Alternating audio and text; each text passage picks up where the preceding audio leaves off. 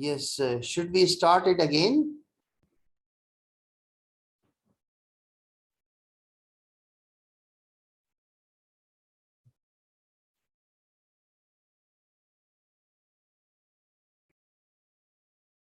Yes, please. Should we start it again?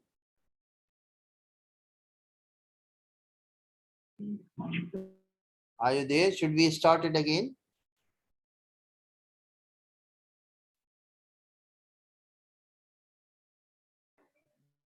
Yes, sir. Yes. So this is the whole gist of his arguments.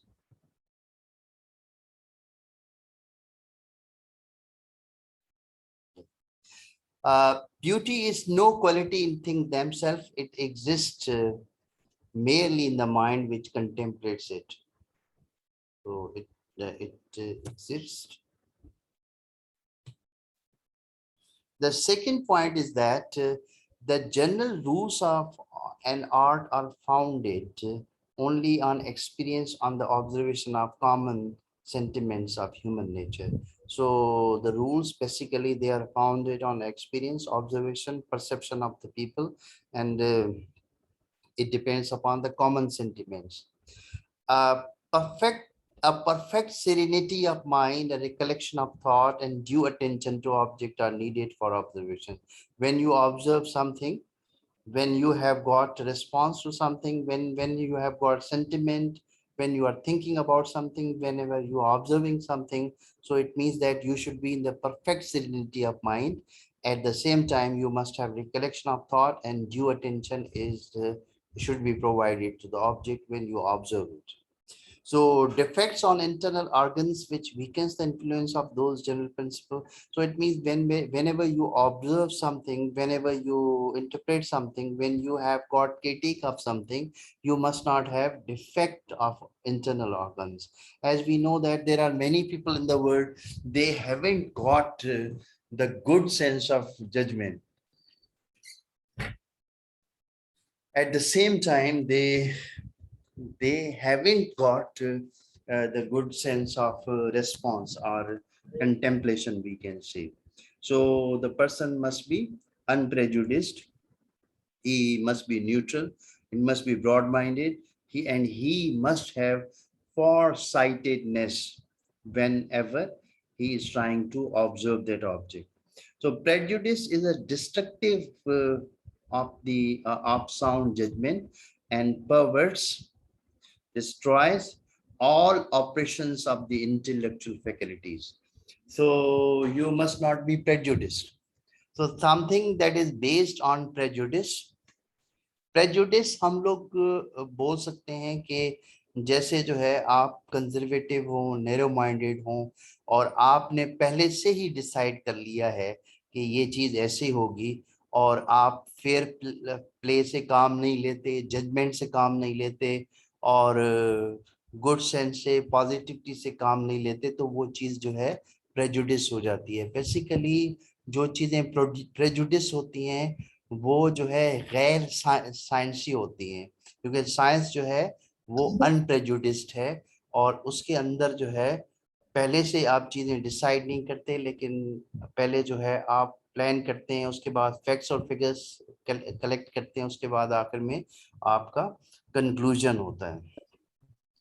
So the last word of things helpful in judgment, he is trying to say that the things that are helpful in judgment, strong sense united to delicate sentiment. You must have delicate sentiment. If you haven't got delicate sentiment, it means that your judgment can be faulty. Improved by practice, you must have experience, you must practice something, and another thing is that should be perfected by comparison and cleared of all prejudice. So this, if these things are very much there, you have true standard of taste at that time. According to him, there must be strong sense united to the delicate sentiment, improved by practice, perfected by a comparison, and cleared of all prejudice to standard of test. So what he's trying to say, he's trying to say that what should be the criteria of the standard of the test, how you look at the beauty, how you observe it, and how you get pleasure out of it. And whenever you judge, whenever you evaluate or interpret work of an art, you must follow the common sense. And then there are certain rules of standard. You must follow these rules of standard.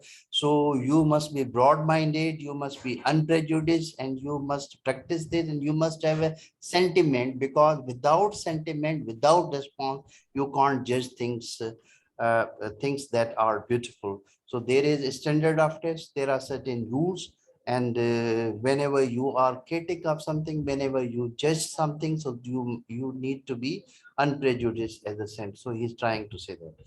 So I would like to compare him with the Immanuel Kant. So there is a German philosopher, an enlightenment thinker. He has got a different view than David Hume. I would like to interpret his view because I have included it. His analysis of judgment of beauty is what he called the free play between the cognitive power of imagination and understanding. Now, Kant has got different view. The Kant is saying that there must be free play.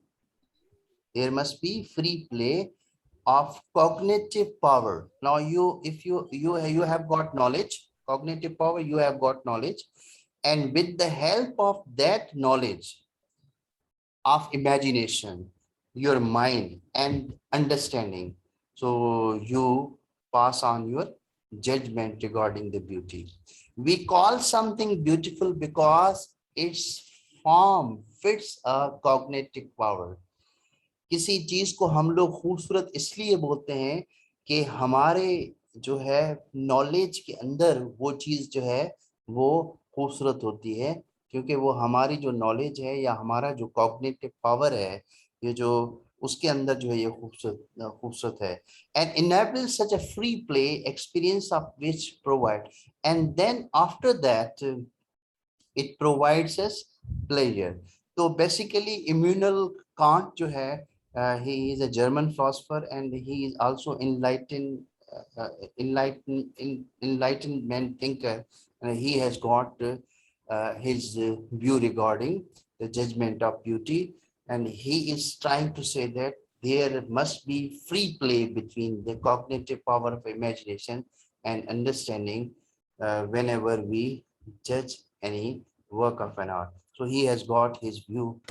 So you can compare his view with the view of David Hume. Yes, please. If you have any question, so you are most welcome. I would like to go to the first slide. Yes. Last slide, please. Last one. Which slide? Yes, sir. Which one? Last one. 9th and 10th. Yes, 9 and 10.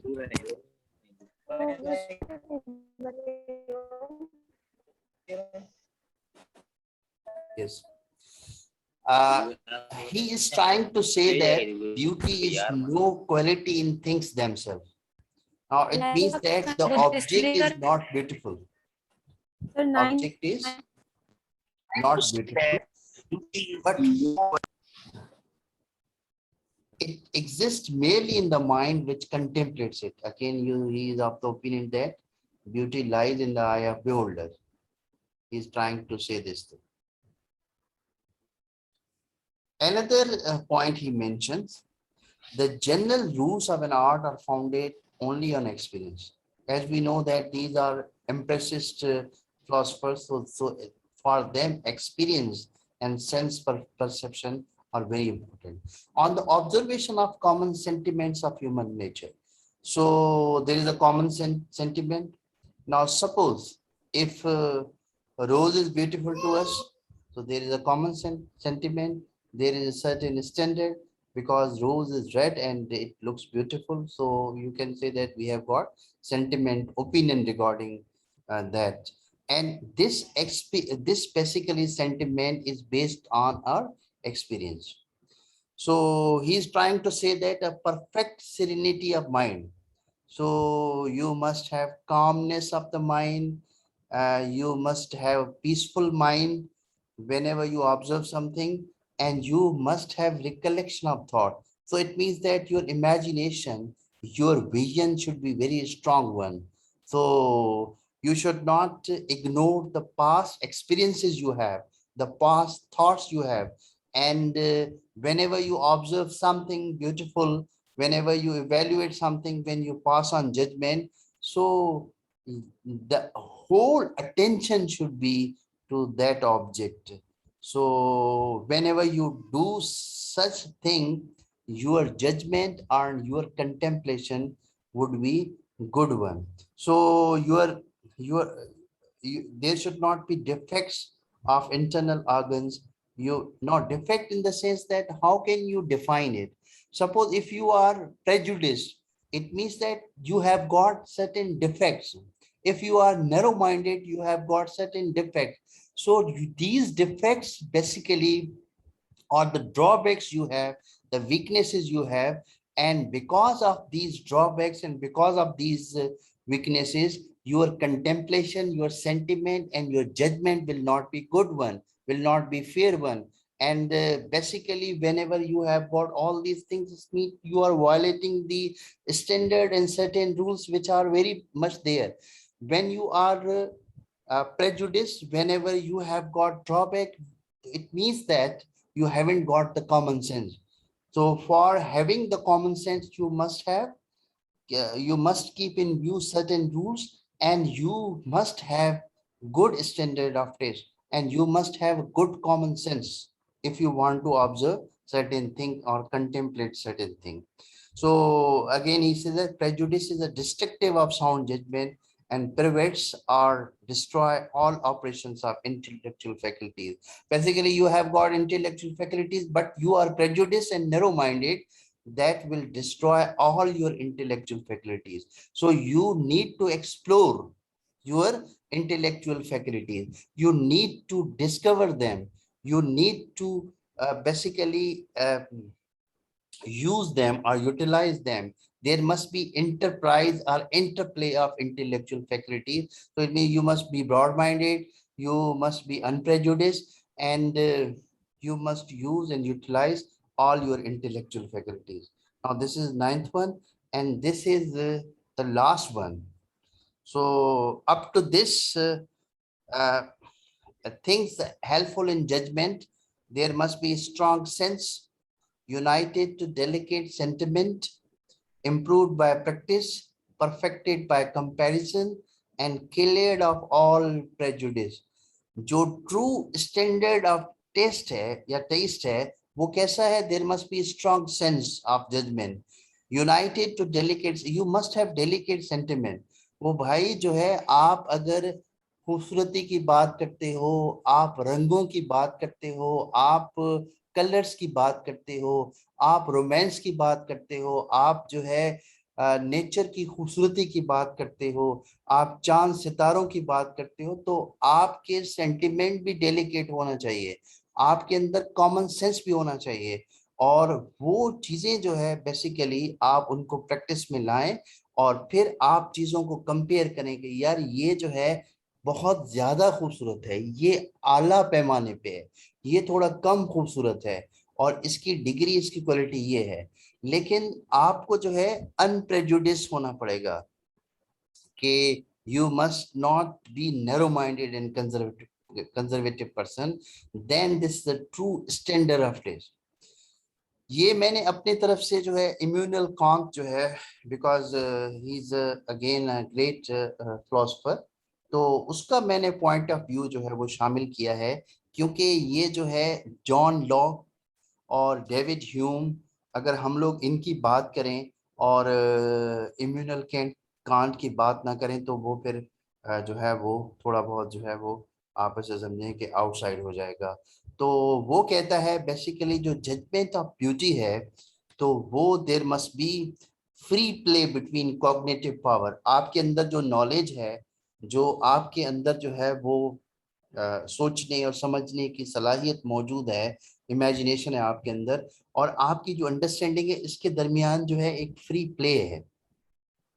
तो we call something beautiful because it's form, जो उसकी form है या जो वो जिस चीज से बनी हुई है, वो फिट करती है हमारे कॉग्निटिव पावर्स को। और फिर उसके बाद जब वो उसका इंटरप्रे होता है, तो वो चीज जो है हमारे एक्सपीरियंस में आ जाती है और हमें जो है प्लेजर देती है। जी, another question. Sir, yes.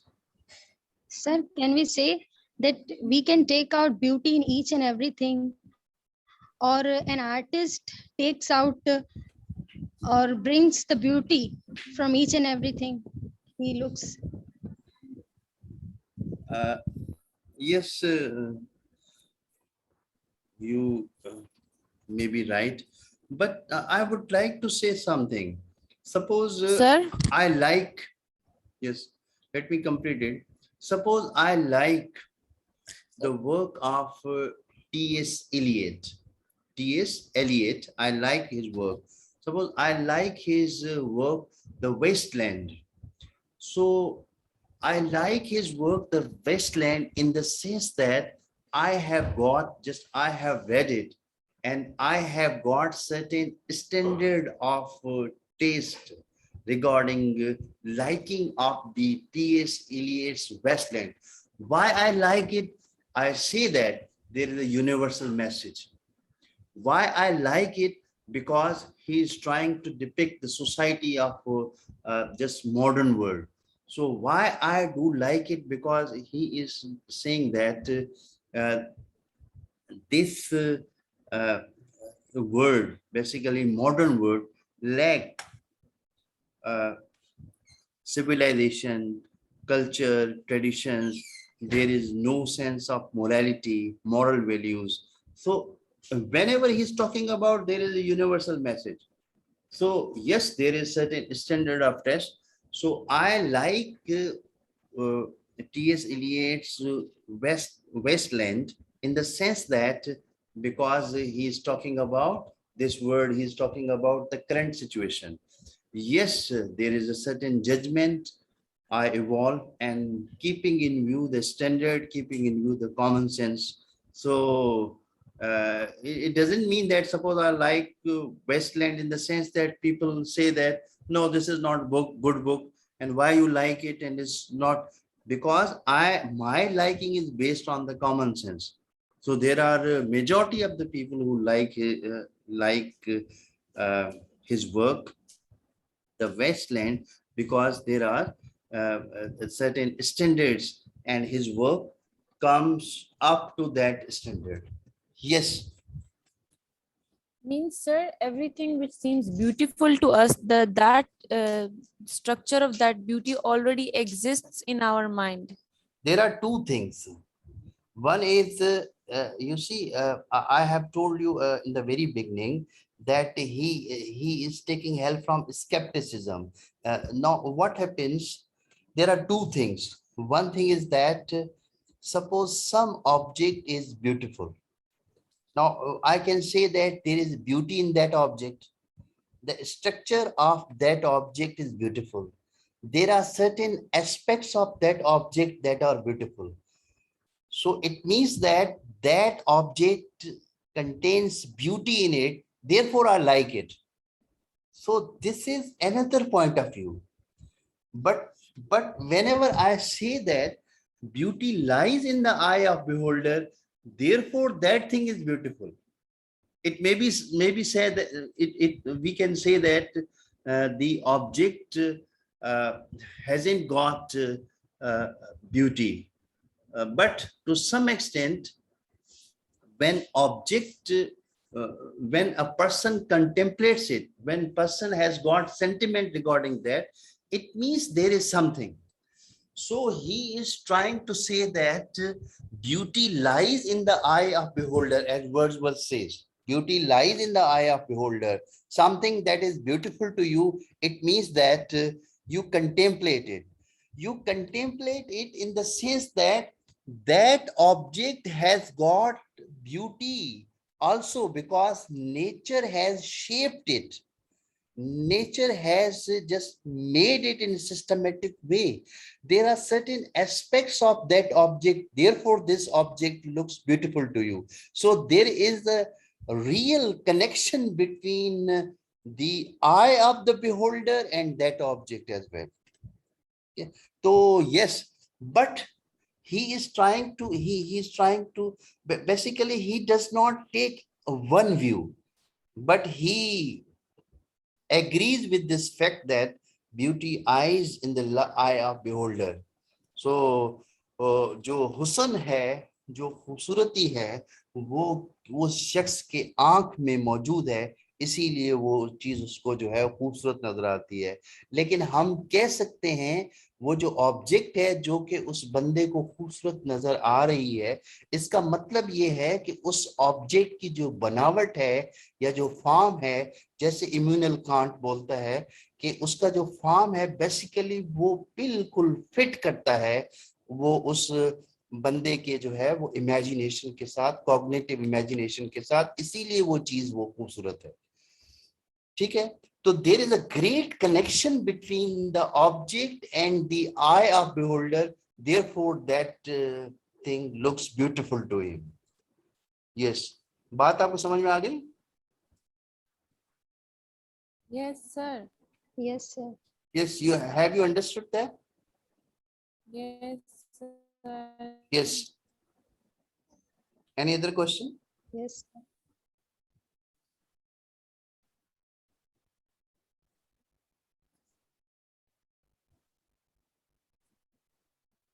Yes. Okay, there is a question, beauty lies in the eye of beholder. Basically, this is the statement of Wordsworth. This is the statement of Wordsworth. Wordsworth says, beauty lies in the eye of beholder. It means that the beauty lies in you. So therefore, the things look beautiful to you. अगर आपके देखें आपके अंदर जो है आपके sense organ के अंदर जो है ये चीज नहीं रखी जाती, क्योंकि मैंने उस दिन आपको बताया था इन्नल्लाह जमीलुन व युहिब्बुल जमाल, कि खुदा जो है खुद खूबसूरत है और खूबसूरत चीजों को पसंद करता है. बेसिकली खुदा के विजन के अंदर भी ब्यूटी का कॉन्सेप्ट है, इसीलिए जो चीजें बनाई हैं उसमें वो खूबसूरत हैं. तो इसके कहने का मकसद ये है कि we have got perception of beauty, we have got certain sense of beauty, therefore things are beautiful to us.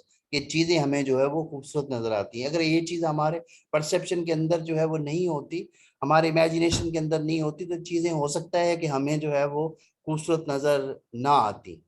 तो इसका इसका मफहूम बेसिकली ये है जी.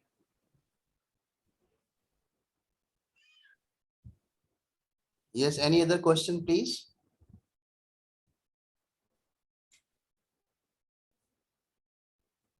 Yes.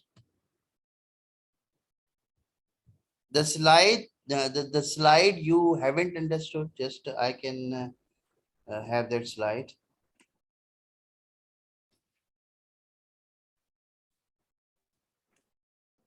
Yes. One confusion is that we love someone because that is beautiful, or we love that, that's why it looks beautiful. Uh, this is a general question. We can say that why we love it, because it is beautiful, we love it. So there is a reason behind it. So it is in our contemplation that that things looks beautiful, therefore we love it. Basically, we love beauty. We love beauty in the sense that we contemplate it. We have got response to that. So there are many people who love flowers, who love nature, who love gardens, so who love decorations. And because you can say that their sense perception is very much strong regarding these things, therefore they love. And they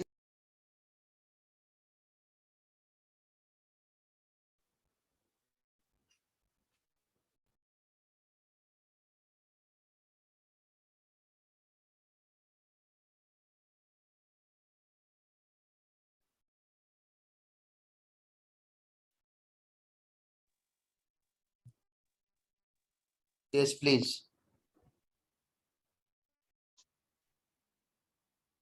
Someone wants to say something?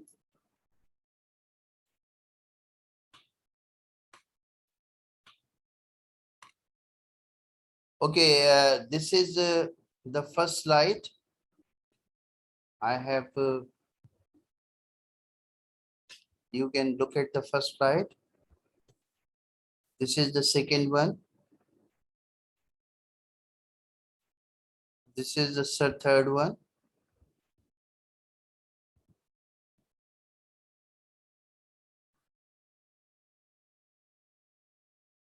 This is fourth one.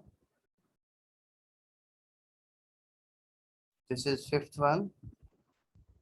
This is sixth one. This is the eighth one.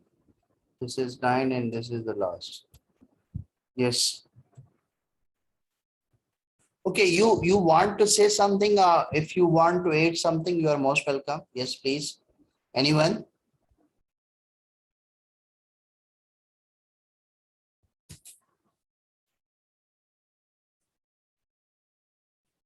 Yes, please ask me something, or if you want to add something, you are most welcome.